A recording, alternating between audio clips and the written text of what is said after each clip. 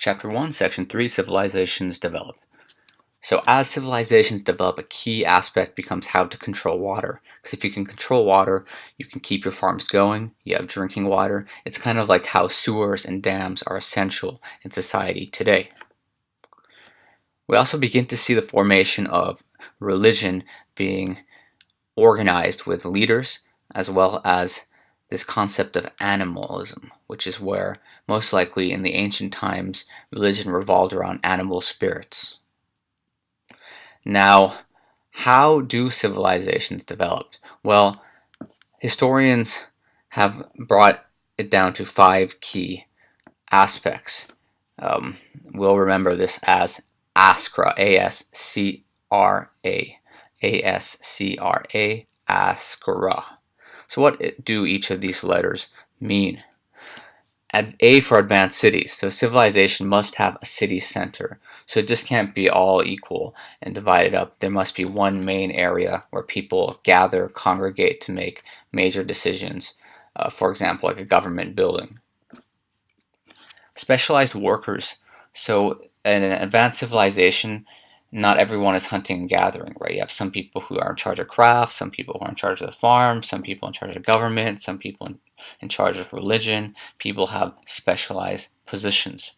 Complex institutions. So there should be various groups, especially a government type of group, where it's run by numerous people and the institution has a ranking within itself.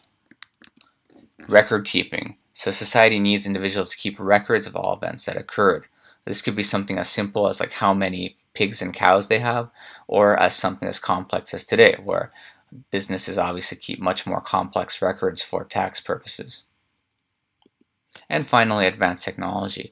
So a civilization must have technology that's advanced for that time period. So for example, in these earliest civilizations we look at, they have items like the wheel, right, which other civilizations did not have before. So they have advanced technology for that time period. Now, I want to look at Sumer as a case study. So Sumer is one of the ancient societies which was on the Euphrates and Tigris River. So first of all, did it have a major city? Yes, it had actually a few major cities like Uruk and Lagash. Were there specialized workers? Yes, there were various jobs people had, whether it be priests, farmers, traders, merchants. Did they have complex institutions? Yes, they had a religious institution, and they also had a government institution.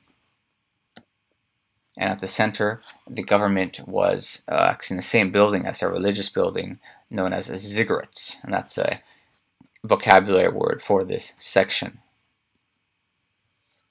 And scribes existed, so they kept track of what people did. And again, this was very basic though, just basically how much rain there was or how many cattle existed, but they did keep these transactions recorded. And finally, technology.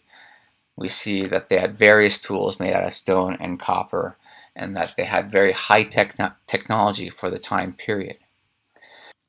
So how does this concept of ASCRA apply towards South Korea today? So for example, advanced cities.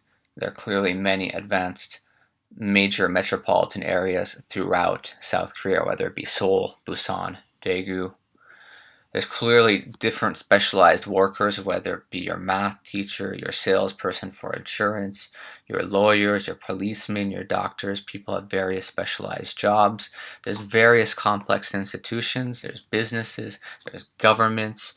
There's NGOs, NPOs. There's religious institutions. Record keeping is everywhere, whether it just be your everyday paper or it be people keeping record of people's licenses and driving, and people keeping record of everything. And finally, does that mean South Korea is a civilization? Well, clearly, most definitely, it fulfills the ASCRA definition of an advanced civilization. Now, moving on with just one final term here, the Ice Age. So the Ice Age, also called the Big Freeze, helped expand ice caps and lower sea levels. What's very important about this event was it allowed humans to cross over continents that they were not able to before. And it's Not until 7000 BC, so just 7,000 years ago, the climate returned to what the climate is like today. And since then, as we know, the temperature's gone up and down, up and down. Recently, it's gone up, which is why we call it global warming. And it's since then that humans have also influenced and manipulated the environment. And this is partly due to, for example, CO2 emission, or cutting down vegetation. Cutting down trees has environmental impact. So it's from the 7,000 years ago where humans have begun to really influence environmental change, but especially the past 50, 100 years.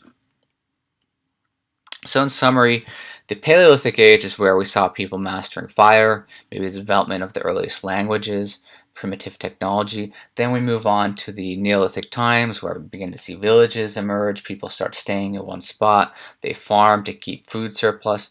They also domesticate pigs, so you don't have to go hunting for pigs. You can just have your pigs where you live.